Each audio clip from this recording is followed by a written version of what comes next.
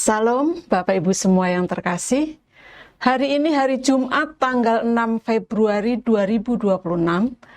Kita masih dalam pembahasan seminggu bersama anak-anak Nuh hari yang ke-6 dengan judul renungan Tinggal dalam Kemah-Kemah Sem.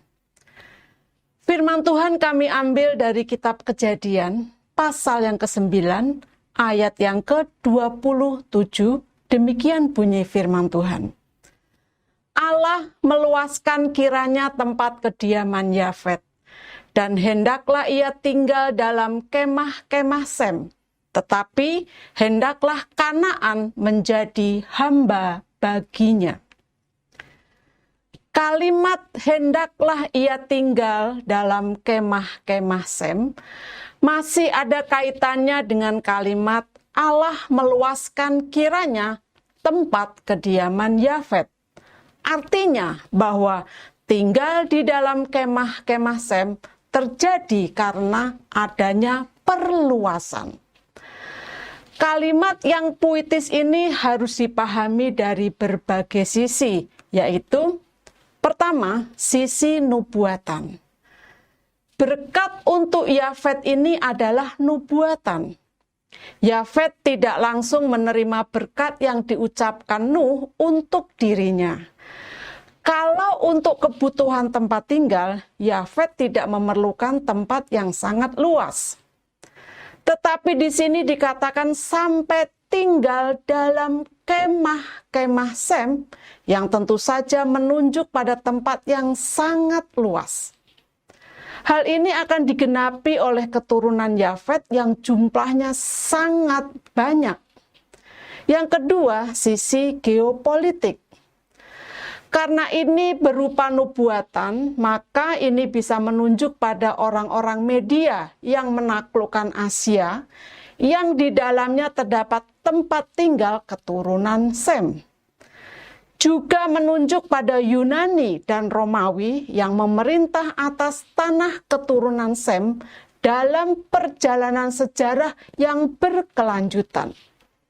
Hal ini dipertegas dalam nubuat yang terdapat dalam Bilangan 24 ayat yang ke-24.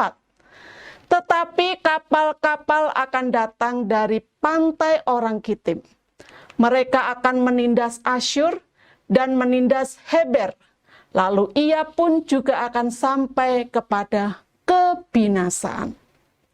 Media, Yunani, Romawi adalah bangsa-bangsa keturunan Yafet.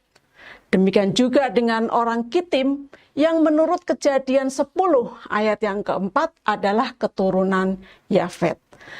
Artinya adalah bahwa keturunan Yafet pada waktu tertentu akan menguasai keturunan Sem.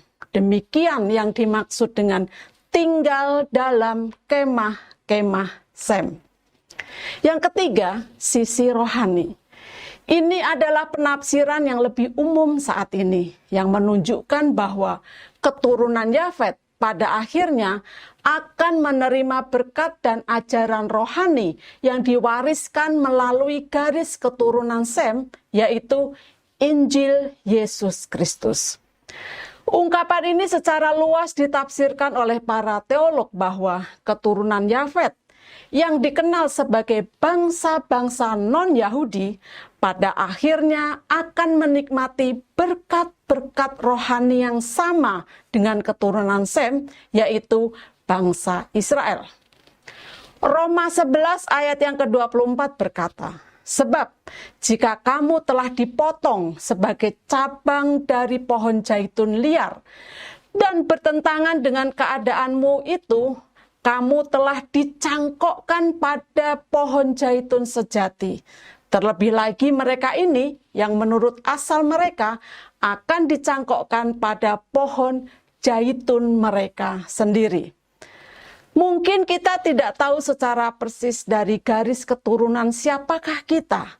Apakah kita termasuk dari garis keturunan Yafet?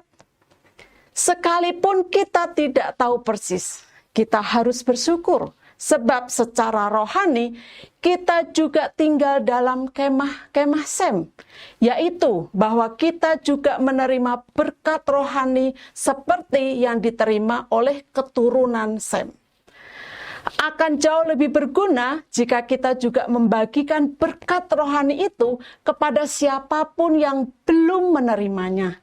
Ingat, berkat bukan untuk kita nikmati sendiri. Kata-kata bijak. Tuhan memberkati rohani kita bukan untuk kita nikmati sendiri, tetapi untuk kita bagikan kepada orang lain. Bapak Ibu, mari kita tutup renungan hari ini dengan berdoa.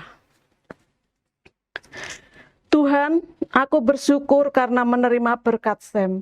Mampukan aku untuk berbagi berkat itu kepada orang lain. Dalam nama Tuhan Yesus aku berdoa dan bersyukur. Amin. Puji Tuhan, selamat berkarya. Tuhan Yesus memberkati kita semua. Amin.